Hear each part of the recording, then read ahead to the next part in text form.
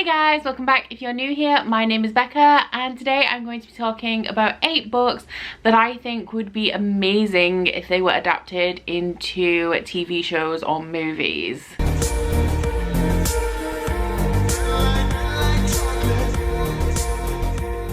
So I am a big TV series fan. I have been for quite some time. I have a little bit of a background in film studies as well, where I was really into movies. But in terms of ingesting a story in a visual format, I definitely prefer TV series, because if I'm enjoying something, I just want more of it. And you get so much more out of TV shows if there are like multiple seasons of that show. It's like more time spent like developing the characters, the story, etc. if it is in a TV show as opposed to a movie. Now I am also sensitive when it comes to books being adapted, because there are certain series, especially like my favorites, that I just don't really want to see adapted. Like I think that they're great as they are as books, and I don't think that they will gain anything from being turned into a movie or TV show format. Now one of these that I really don't want to see adapted is sadly getting an adaptation, and that is A Court of Thorns and Roses by Sarah J Maas. I don't think it's necessary. I don't think that they can add anything. So I'm really not looking forward to seeing that.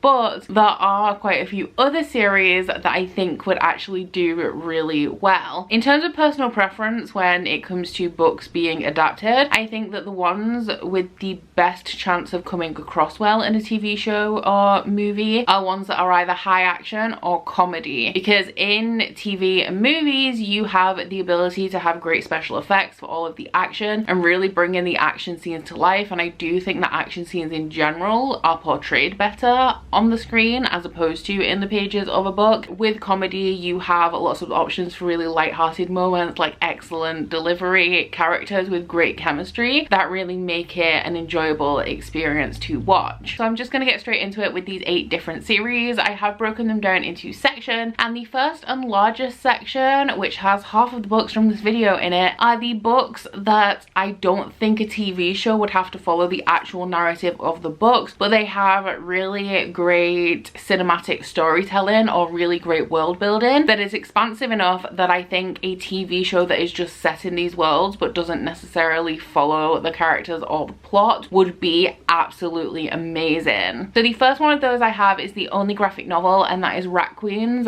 by Curtis J. Weeb and Rock Upchurch. This is an adult high fantasy series. It is swords and sorcery, and it follows 4 boozy battle maidens who have gotten themselves into one bar fight too many and been thrown into jail. So to earn their freedom, they have to perform quests for the realm. Now with this one, we have some really dynamic characters. The characters are definitely my favorite part of this. They are all very unique. They all stand on their own. They have very different personality types that work together as a group, but they also have quite a few clashes because of their personality differences. And they do have a really strong bond with each other as well. This is kind of a found family story. All 4 of them, and 5 in the later volumes, have come from very different backgrounds, but essentially have found themselves in this city on their own, trying to kind of just forge their own lives outside of what the past had set out for them. And they have banded together to create this team of battle maidens. Now I think that if I saw this in a TV show, I definitely would want it to follow these characters, but a lot of the volumes in this series have a isolated plot. So the girls will go out on a quest, they'll encounter a monster, they'll slay the monster, or they'll solve the problem, and then they'll return to the city, find a tavern, and get blackout drunk. So in terms of a TV show, I feel like there is great potential to have like episodic installments with like a little bit of a greater plot lingering underneath, but just bonding with these characters and falling in love with them as they go about their business. There's great comedy in this series as well, which I think would translate really well to screen, and it could definitely be a series that is more about the characters and the journey than the overall plot. The book that kind of inspired this video was Scythe by Neil Shusterman. This one is a young adult utopian series that is set in a world where people don't die. So it is in the future, and humanity have solved pretty much everything, so it's literally impossible for you to die unless you are gleaned by a scythe. The Scythes is this organization that was set up to control the population, and while the Scythes have a series series of rules that they have to follow when they're choosing who it is that they're going to kill. Each scythe kind of has their own method and way of going about their job. So my favorite thing about this series was the world. I thought that it was very interesting and I really enjoyed learning about the society. I think that Neil Shusterman did a good job of introducing elements throughout the series as well, so there was always new things to uncover, but I found the world in here absolutely fascinating, and I do think that in this series it is miles better than the character and the plot. Something else about this series is that I think it definitely could have gone on longer or had a spin-off that was maybe a prequel of how the world maybe became as it is, or like the initial startup of the Scythe organization. So essentially my overall feelings coming out of this series is that there is plenty of room in this world for more story, and I think that a TV show would be a perfect way to explore that, because you can really bring this world and the society alive with a TV show. You kind of have more scope to explore things in terms of like episodes are essentially limitless throughout seasons, providing that you keep getting renewed. And I think that there are many facets of this world that are left undiscovered. We have like a AI overlord in here that is benevolent and looks after the people, and I would really have loved to have seen more of that. And as I mentioned, there's plenty of scope in the origins of the world for more stories in this series in a different timeline. Another series that I think still has plenty of room for exploration within the world is the Villains Duology by V. Schwab. So this one is an anti-hero story where we're following Victor and Eli, who have dedicated their lives to discovering how to create extraordinaries who are essentially superheroes. So it starts out with Victor and Eli in college as they are discovering how this might be possible, and they find out that you can gain superpowers by having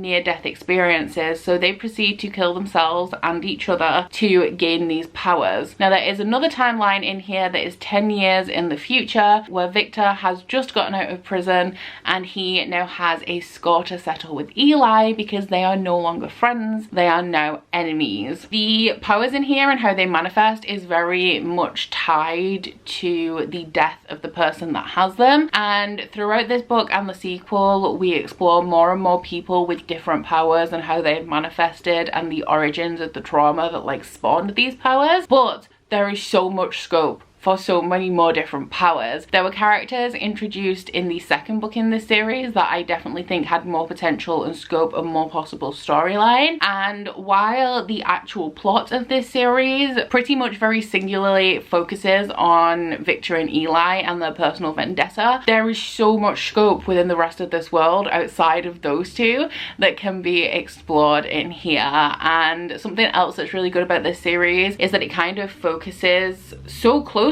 on the characters, so you get to know them as people, what drives them, how gaining power can not always be good and how these powers can not always be used for good, and how people with superpowers are not always superheroes. I mean, it's called the Villains series. I definitely think that this could be adapted kind of in the style of Umbrella Academy, which is one of my favorite TV shows of the last few years, and I typically don't like superhero stories. I have no interest in like the MCU or anything like that, but the Umbrella Academy hones in on the characters and the complicated relationships that they have with each other and how powers aren't all they're cut out to be, like with the Villain series. So I definitely think that this could be adapted in a similar style to the Umbrella Academy, and I would love to see it. The last book in this section could go either way. I wouldn't be mad if it did focus on the plot, but that is Deadly Education by Naomi Novik. So we're following a main character called Elle who is in this school and she doesn't have many friends. She's very isolated. People don't really like her and she definitely is quite standoffish. But this school is filled with monsters and it is very dangerous to have the ability to do magic in this world. So when the children who have these abilities get to a certain age, they are sent to the Scholomance where they're pretty much locked in for the entire time that they're there. They don't have any teachers because there is a high mortality rate in this school, and the school teaches them everything they need to know. And due to a technical malfunction, to be able to graduate from the school, you have to fight your way out through a hall full of monsters. So the main character Elle is trying to secure an alliance so that she doesn't have to do that alone, because essentially if you don't have an alliance and you don't have people people to watch your back while you're trying to get out of this hall, you're probably not going to make it. With how late in Elle's career this book is set, I think she is 1 year away from graduation at the end of this book. I'm concerned with this series how much of it is going to actually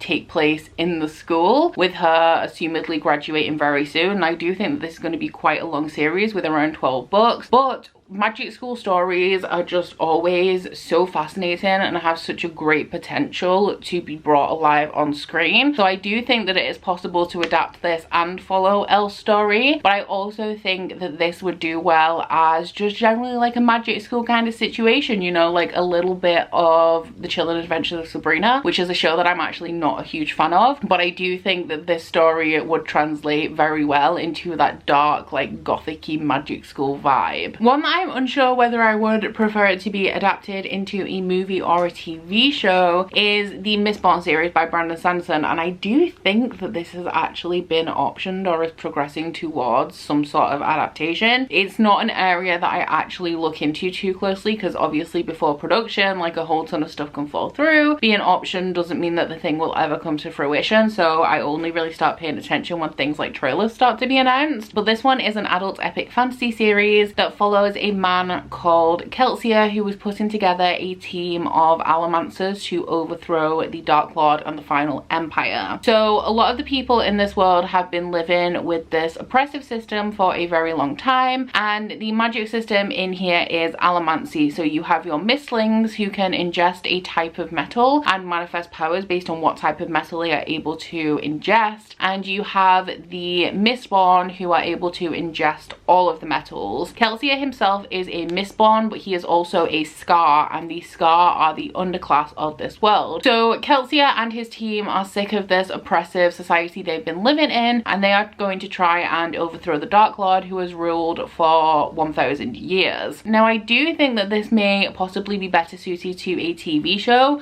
just with how thick the books are and how much content is in them. I think you would struggle to condense this entire thing into a like 2-hour, possibly 3-hour movie and still get everything you need and everything I love about this series packed into it. But the particular reason why I want to see this book adapted at all is because the fight scenes in here are so cinematic. I knew what the magic system of this series was going into it, but what I didn't know is how dynamic Brandon Sanderson makes it with how the different metals are utilized in creative ways that I didn't expect. So some people can ingest like iron and steel, and they use this ability to push and pull on things, which, and with the system of pushing and pulling, you'll think, oh, they can push things away from them or they can pull things to them. Yes, they can, but the characters also use this ability to be able to fly by pushing off and pulling on metals to propel themselves through the air. All throughout this book and the sequel, I just loved how dynamic and cinematic the action scenes were. And I am somebody who, while I do enjoy some action scenes if they're done well, like in here, a lot of the times I do kind of zone out a little bit and gloss over the action if I'm not really feeling it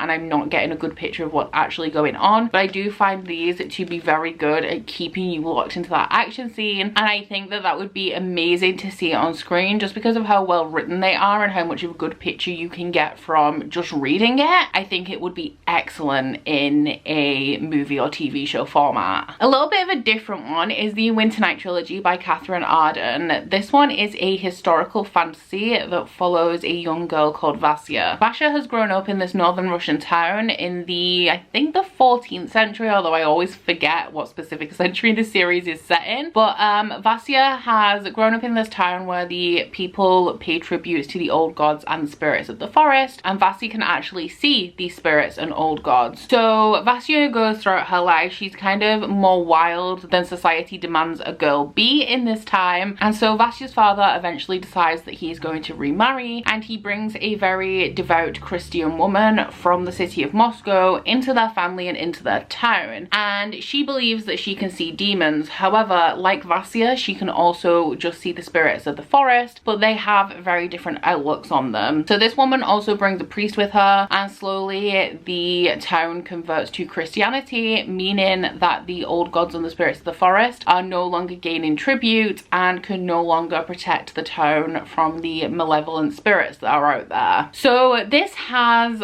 pretty much like an equal balance of real historical politics and war and this fantastical element. First book mainly focuses on the fantasy. The sequel mainly focuses on the war that Russia was having at the time with the Mongolian Empire. And then the third book ties everything together. This one I think would do really well as a TV show or a movie for reasons that I cannot exactly specify. There's nothing overtly amazing about the setting of this world in terms of ways that it could be portrayed visually, but I think that it would be a very beautiful story to unfold in cinema. I think that like visual effects and set dressing and stuff could really have like a tense, quiet, like slightly enchanting mood to this, because a lot of the setting and things going on in here are really quite grim, so it is really hard for me to place why I would really like to see an adaptation of this. I think it may have something to do with like the weight and the emotion of the scenes that I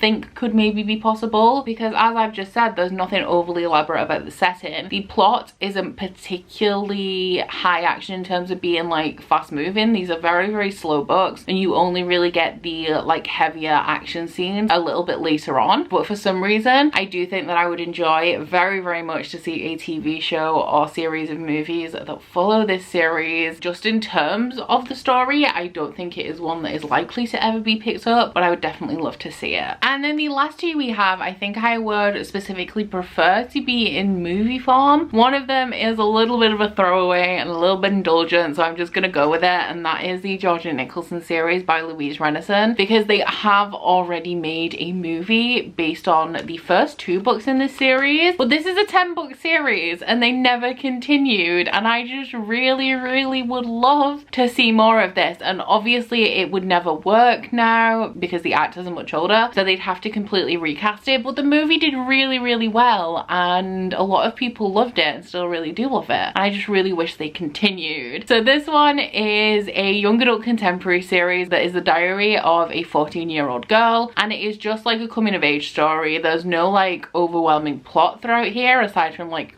which of these many boys is she gonna end up with that she meets and likes throughout the series. But there's lots of like drama between friends, there's lots of like learning how to shave your legs, pluck your eyebrows, the accidents that you can have, like accidentally shaving half your eyebrow off, which I have done like as a teenager. I've done it, but I also did it just a couple of years ago, so it's definitely like a constant threat, like losing an eyebrow. But this is also very, very funny, and I will say that it does not really stand up to the test of time. I have reread this recently and there are definitely like a few inappropriate jokes and things like that that would not fly in a modern setting, but I do still think that they have the potential to really take the heart of this and adapt it in a style similar to that movie that they did, change a few of the jokes that just wouldn't fly anymore, and make a really just like light-hearted, uplifting, funny teen show or movie. I say specifically movie because I really liked the first movie. I think it was done really well and would have liked to see it continue, but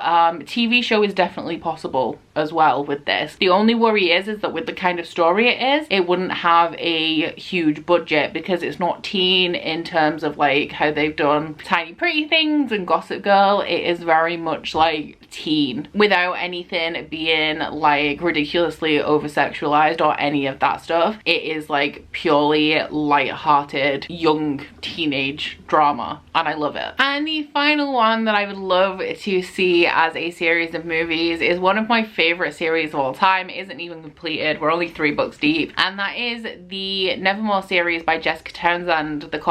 My copy of the first book does not have a dust jacket because I got it secondhand, but this one is a children's story that follows a young girl called Morrigan Crow who is a cursed child. So everything that goes wrong in the town where she lives is blamed on her. Every year her town have a bidding day where the influential people of the town come together to find apprentices to take into their industries, and Morrigan is really not expecting anything because she is a cursed child. However, she is bid on by the wonderful Jupiter North, who swoops her away to the magical city of Nevermore and enters her into a series of trials to gain entry to the Wondrous Society. So this does have a magic school element to it, but it's not exclusively magic because there's all sorts of wacky things going on in here. There's like some crazy science stuff, there's like some crazy technology stuff, there's dragons, and there are elements of magic as well. And then throughout here we have like kind of an ominous